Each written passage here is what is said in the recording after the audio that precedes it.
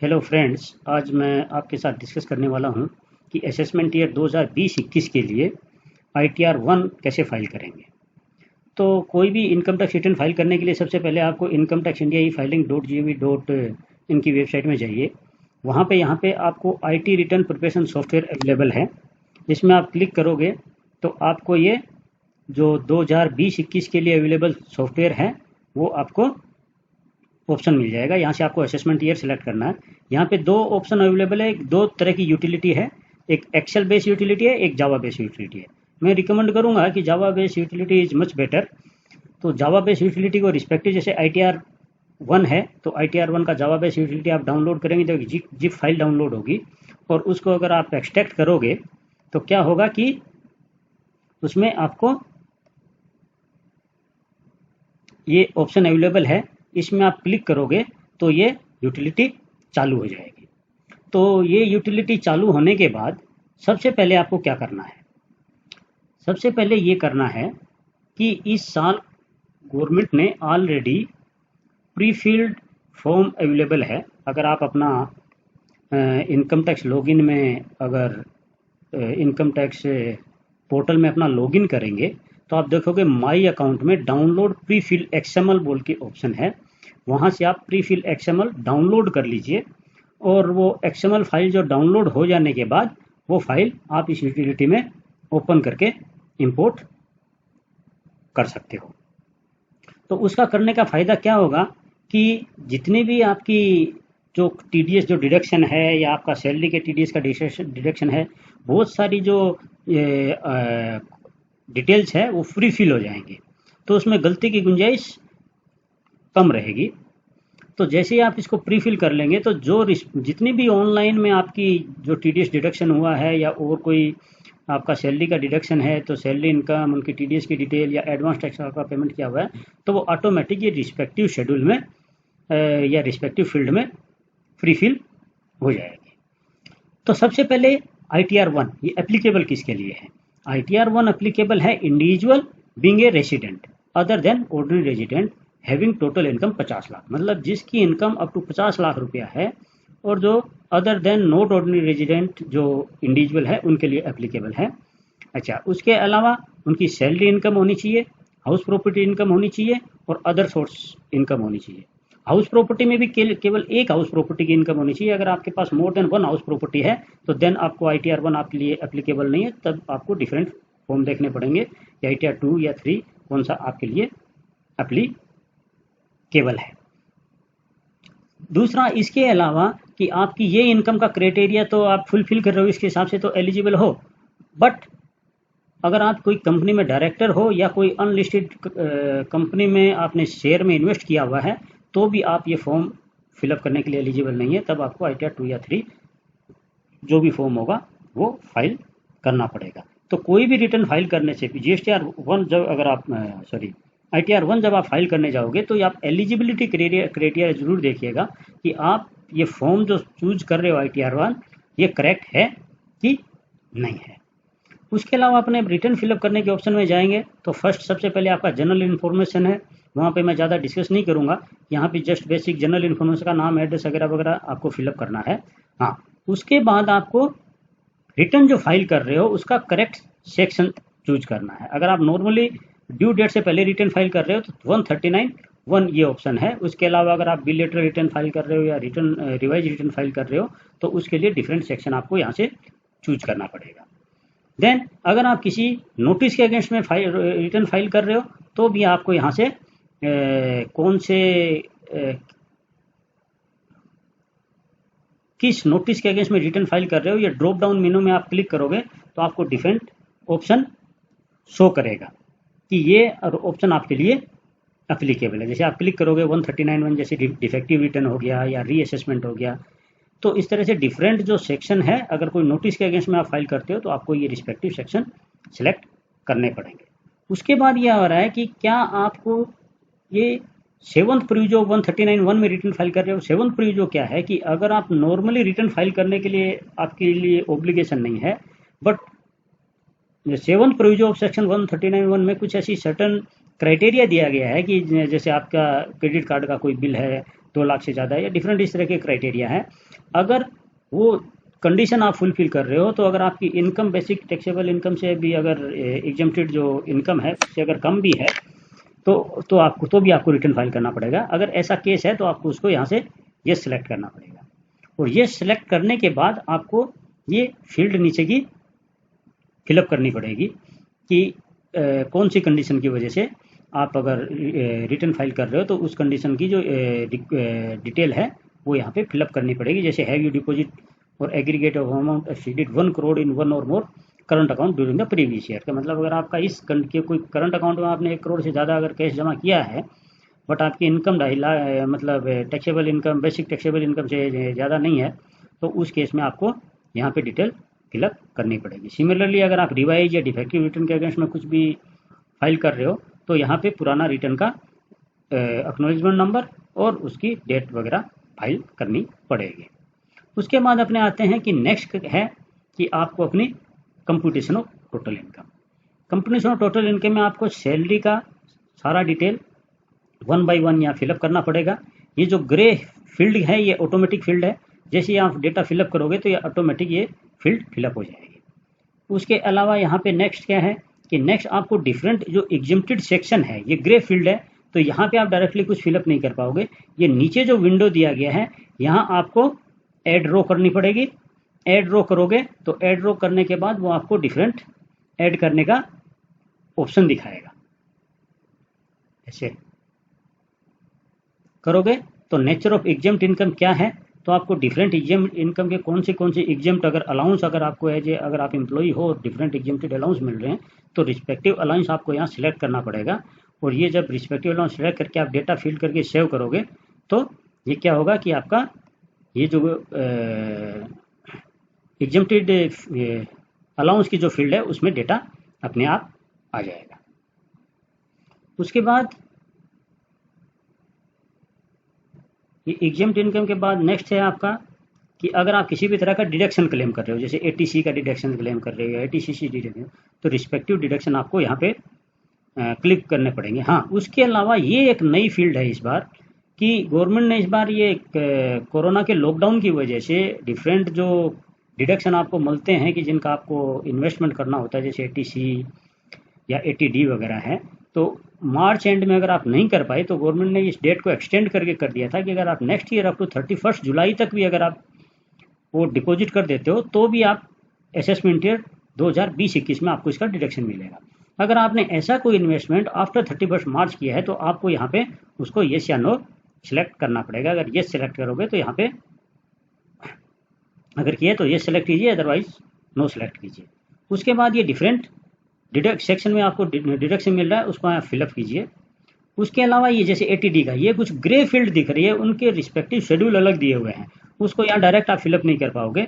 उसके respective schedule में अगर आप फिलअप करोगे तो वो ऑटोमेटिक यहाँ पे पुल कर लेगा।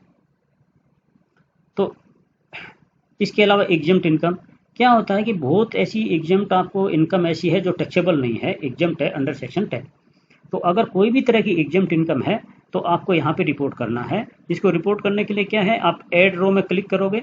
ऐड रो में क्लिक करके आप nature of income different section wise यहाँ पे आपको ड्रॉप डाउन मेनू से सिलेक्ट करना है, और जो रिस्पेक्टिव इनकम है वो आप उसको सिलेक्ट कीजिए, उसका अमाउंट फिलअप कीजिए। सेव करोगे तो क्या होगा कि सेव करने के बाद ये एग्जम्प्टेड इनकम आपका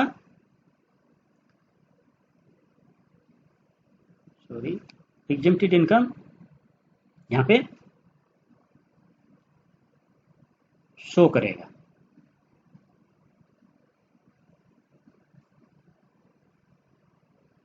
तो एग्जम्प्टेड इनकम आपको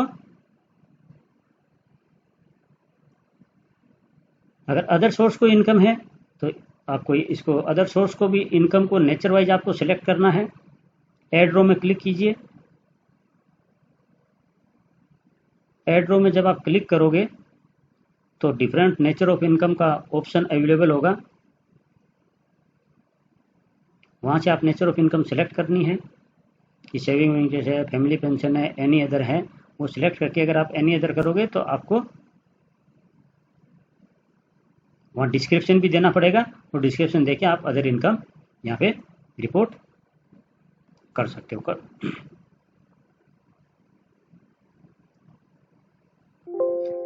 तो ये अदर इनकम का डिटेल फिलअप हो जाएगा। सिमिलरली आपका अगर हाउस प्रॉपर्टी का कोई इनकम है, ये सैलरी की डिटेल आ गई। देन आपकी हाउस प्रॉपर्टी से अगर कोई इनकम है कि सेल्फ ऑक्यूपाइड आपकी कोई प्रॉपर्टी है, तो यहाँ से आपको सेलेक्ट करना है सेल्फ ऑक्यूपाइड या लेट आउट है। अगर सेल्फ ऑक्यूपाइड है तो आप सेलेक्ट कीजिए। इंटरेस्ट ऑन बोरोड कैपिटल है, वो आपको यहाँ पे उसका डिडक्शन मिलता है, तो इंटरेस्ट ऑन बोरोड कैपिटल आप यहाँ पे फिलअप कीजिए। हाँ, इसमें एक चीज़ ध्यान रखना है कि अगर आपका बोरोड कैपिटल हाउसिंग लोन है, उसका इंटरेस्ट अगर आप 2 लाख से ज़्यादा होता है, तो आप सैलरी के अगेंस्ट में मैक्सिमम आपको 2 लाख का डिडक्शन अलाउ है। लेकिन अगर आप 2 लाख से ज़्यादा आपका डिडक्शन है, तो देन आपको ITR 2 या ITR 3 फाइल करना पड़ेगा एज एप्लीकेबल, क्योंकि वो जो लॉस है आपको कैरी फॉरवर्ड करना पड़ेगा। और ITR 1 अगर आप कोई लॉस कैरी फॉरवर्ड कर रहे हो, ITR 1 में उसका ऑप्शन नहीं है, देन उस केस में आपको ITR 2 फाइल करना पड़ेगा।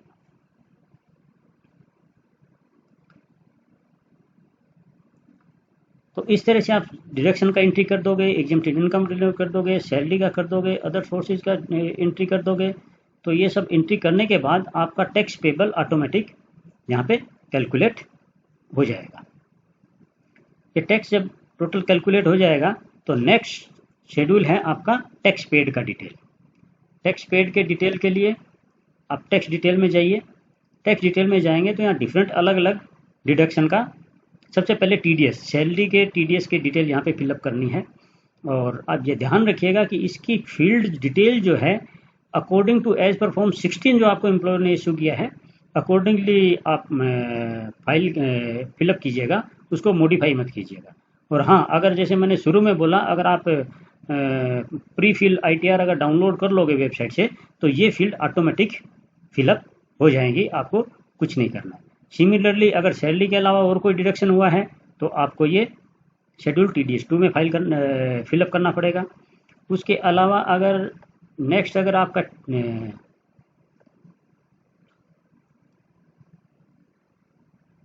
अगर आपके कोई टेनेंट ने रेंट के ऊपर TDS डिडक्शन किया है, तो उसकी डिटेल आपको शेड्यूल TDS 3 में फिलअप करनी पड़ेगी। अगर कोई TCS का अगर केस है, तो शेड्यूल TCS में डिटेल फिलअप करनी पड़ेगी। और एडवांस टैक्स और सेल्फ असेसमेंट टैक्स जो पेमेंट किया है, उसको शेड्यूल IT में फिलअप करना पड़ेगा। लेकिन ये टैक्स डिटेल्स का पार्ट जितना भी है, अगर आप अपना इनकम टैक्स के पोर्टल से अगर डाउनलोड करके प्री फिल कर लोगे, तो ये डिटेल आपको कोई भी नहीं फिलअप करनी है, ये ऑटोमेटिक फिलअप हो जाएगी। Then tax paid and verification, जैसे ही आप टैक्स डिटेल फिलअप करोगे, तो ये शेड्यूल में आपको कुछ नहीं करना है, ये ऑटोमेटिक फिलअप हो जाएगा। उसके बाद में आपको जितने भी आपके बैंक अकाउंट है, उसकी डिटेल यहाँ पे देनी है। देने के लिए वही तरीका है, ऐड ड्रॉ में क्लिक करोगे, आपको IFSC कोड और ये बैंक की डिटेल फिलअप करनी है। उसके अलावा आपको ये भी सिलेक्ट करना है कि आप अगर कोई रिफंड है, तो रिफंड के लिए कौन सा अकाउंट चूज कर रहे हो। ये ध्यान रखिएगा कि अगर कोई अकाउंट ड्यूरिंग देयर क्लोज हो गया है, तो बहुत बार ये गलती होती है कि उसके बाद रिफंड जो है बाउंस बैक हो जाता है। तो ये फिलअप करते टाइम ध्यान रखिएगा कि रिफंड के लिए आप वो अकाउंट को सिलेक्ट करें जो आपका ऑपरेटिव अकाउंट है। ये वेरिफिकेशन की डिटेल ऑटोमेटिक फिलअप हो जाएगी, खाली आपको प्लेस और प्लेस फिलअप करना है। अदरवाइज इसमें वेरिफिकेशन में ज़्यादा कुछ नहीं करना है। नेक्स्ट इसके अलावा क्या है कि ये कुछ शेड्यूल जो फिलअप करने हैं, जैसे ये शेड्यूल DI है डिफरेंट डिडक्शन का, लेकिन शेड्यूल DI में भी आपको कुछ नहीं फिलअप करना है। आपको जैसे ही आप कंप्यूटेशन ऑफ इनकम टैक्स में अपना डिटेल यहाँ पे डिडक्शन का डिटेल डालोगे, जैसे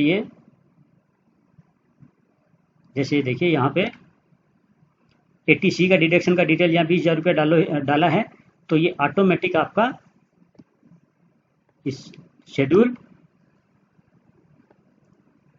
DI में ये ऑटोमेटिक फिलअप हो जाएगा। हाँ, अगर आपने ये एक्सटेंशन पीरियड में अगर आफ्टर 31 मार्च के बाद अगर कोई तरह का इन्वेस्टमेंट किया है, तो वो डिटेल आपको यहाँ पे मैनुअली फिलअप करनी पड़ेगी। उसके अलावा 80D वगैरह का, अगर आप मेडिक्लेम वगैरह का कोई भी आपका क्लेम है तो उसको आप यहाँ पे डालना पड़ेगा, क्योंकि कंप्यूटेशन ऑफ टोटल इनकम में फिगर यहाँ से पुल करेगा। तो आपको ध्यान रखना है कि डिडक्शन की डिटेल आपको पहले शेड्यूल में फिलअप, शेड्यूल 80D का अगर कोई डिडक्शन है तो आपको पहले शेड्यूल फिलअप करना है, जिससे कि वो उसका डिडक्शन का amount automatic computation of total income में चला जाएगा। सिमिलरली 80G, हाँ लेकिन 80D में एक चीज़ ध्यान रखिएगा कि आप करेक्ट ऑप्शन सेलेक्ट कीजिएगा, क्योंकि अगर जैसे इसमें पूछ रहे हैं कि अगर आपका कोई खुद का है या फैमिली का है तो वो आपको चूज करना है। तो उसमें ये चूज करना है कि आपका कोई पेरेंट्स या फैमिली मेम्बर कोई सीनियर सिटीजन, क्योंकि सीनियर सिटीजन के लिए आपको एक्स्ट्रा डिडक्शन मिलता है, तो वो आपको येस या नो चूज करना पड़ेगा। अगर आपने ये नो चूज कर लिया और डिडक्शन अगर आपने एक्सेस क्लेम कर लिया है तो प्रोसेसिंग के टाइम वो आपको डिडक्शन अलाउ नहीं करेगा। तो इसलिए ये ध्यान रखना है कि जब भी 80D का ये शेड्यूल आप फिलअप करो तो ये सीनियर सिटीजन वाला ऑप्शन करेक्ट चूज करो। इसी तरह डिडक्शन 80G है। 80G में आपको क्या है कि ये मैनुअल फिलअप करना है। ये जैसे मैंने इसमें डिफरेंट आपके पार्ट है ABCD, तो आपको ये देखना है कि आप जो आपने जो डोनेशन दिया है वो कौन सा कैटेगरी में फॉल करता है और अकॉर्डिंगली आपको उसको सिलेक्ट करना है। और इसी तरह शेड्यूल 80GGA है, अगर कोई साइंटिफिक रिसर्च में अगर आपने कोई पेमेंट किया है जिसका डिडक्शन अगर आपको 80GGA में मिल रहा है तो वो आपको यहाँ पे फिलअप करना पड़ेगा। जब ये सारे शेड्यूल आप फिलअप कर दोगे उसके बाद आपको एक बार रिकैलकुलेट करके देख लीजिएगा, तो जिससे क्या है कि आपका सारा टैक्स कैलकुलेशन या इंटरेस्ट कैलकुलेशन अगर कोई बनता है तो ऑटोमेटिक कैलकुलेट हो जाएगा। देन अगर आप वैलिडेट करोगे तो वैलिडेट में क्लिक करने के बाद आपको यहाँ पे वैलिडेशन एरर दिखा देगा। अगर आपने कहीं भी कोई गलतियाँ की है तो वैलिडेशन एरर रिफ्लेक्ट करेगा, तो वो पर्टिकुलर जो वैलिडेशन एरर है उसको जाके रिस्पेक्टिव शेड्यूल या रिस्पेक्टिव फील्ड में जाके आपको ठीक करना पड़ेगा। जब ये सारे वैलिडेशन एरर हो जाएंगे तो आपको सबमिट बटन में क्लिक करना है। तो सबमिट बटन में जब आप क्लिक करोगे तो वो आपका XML फाइल जनरेट हो जाएगा। उसके अलावा आप इसमें जो है जो भी आपने डेटा फिलअप किया है उसका प्रीव्यू भी देख सकते हो, जिससे क्या है कि अगर आप प्रीव्यू में क्लिक करोगे तो आपने जो फॉर्म फाइल किया है, क्योंकि पूरे इसमें डिटेल फिलअप नहीं है इस वजह से ये प्रीव्यू का ऑप्शन नहीं दिखा रहा है, अदरवाइज आपको ये फॉर्म का प्रीव्यू भी दिखा देगा।